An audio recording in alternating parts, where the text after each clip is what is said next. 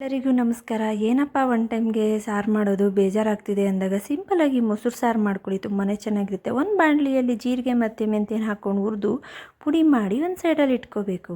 ಅದಾದ ನಂತರ ಒಂದು ಮಿಕ್ಸಿ ಜಾರಲ್ಲಿ ಕೊಬ್ಬರಿನ ನಾನಿಲ್ಲಿ ತರ್ತರೆ ರುಬ್ಕೊಂಡಿದ್ದೀನಿ, ಅದಕ್ಕೆ ಈ ಪುಡಿನ ಹಾಕ್ಕೊತಾ ಇದ್ದೀನಿ.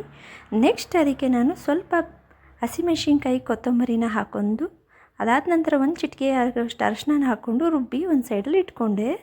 ಅದಾದ ನಂತರ ಒಂದು ಬಾಣಲಿಯಲ್ಲಿ ಆಯಿಲ್ ಬಿಸಿ ಮಾಡಿಕೊಂಡು ಇದಕ್ಕೆ ಒಂದು ಸ್ವಲ್ಪ ಸಾಸಿವೆ, ಜೀರಿಗೆ, ಬ್ಯಾಡಗಿ ಮೆಣಸಿನ್ಕಾಯಿ, ಕರ್ಬೇವಿನ ಸೊಪ್ಪನ್ನ ಒಗ್ಗರಣೆ ಕೊಡಬೇಕಷ್ಟೇ. ಇದನ್ನೇನು ಬಿಸಿ ಮಾಡಬಾರ್ದು ನಾವು ರುಬ್ಬಿರೋ ಅಂಥದ್ದನ್ನು, ಯಾಕೆಂದರೆ ಅದು ಬಿಸಿ ಮಾಡಿದ್ರೆ ಅದು ಬೇರೆ ಥರನೇ ಆಗಿಬಿಡುತ್ತೆ.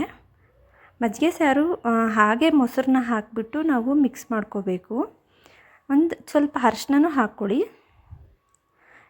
ಇದೆಲ್ಲ ಒಗ್ಗರಣೆ ಆದಮೇಲೆ ಸ್ಟವ್ ಆಫ್ ಮಾಡಿದಾದ ನಂತರ ನಾನು ಅದಕ್ಕೆ ರುಬ್ಬಿಟ್ಕೊಂಡಿರೋಂತಹ ಮಿಶ್ರಣನ ಹಾಕಿ ಇಲ್ಲಿ ಚೆನ್ನಾಗಿ ಮಿಕ್ಸ್ ಮಾಡ್ಕೊತಾ ಇದ್ದೀನಿ. ಅದಾದ ನಂತರ ಏನಪ್ಪ ಅಂದರೆ ಇದಕ್ಕೆ ಕಲ್ಲುಪ್ಪು ಹಾಕಬಾರ್ದು, ಬೇಗ ಕರಗಲ್ಲ, ಹಸಿ ಆಗಿರೋದ್ರಿಂದ ಇದಕ್ಕೆ ನುಣ್ಣು ಉಪ್ಪನ್ನ ಹಾಕಿ ಚೆನ್ನಾಗಿ ನಾನು ಮಿಕ್ಸ್ ಮಾಡ್ಕೊತಾ ಇದ್ದೀನಿ.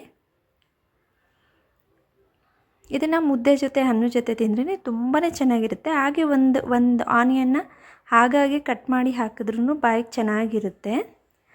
ಇದಕ್ಕೆ ನಾನೊಂದು ಅರ್ಧ ಲೀಟ್ರ್ ಆಗುವಷ್ಟು ಮೊಸರನ್ನ ಹಾಕಿಬಿಟ್ಟು ಮಿಕ್ಸ್ ಮಾಡಿಕೊಂಡು ಸರ್ವ್ ಮಾಡ್ತೀನಿ. ಇದನ್ನು ತುಂಬಾ ಚೆನ್ನಾಗಿರುತ್ತೆ ಒನ್ ಟೈಮ್ಗೆ.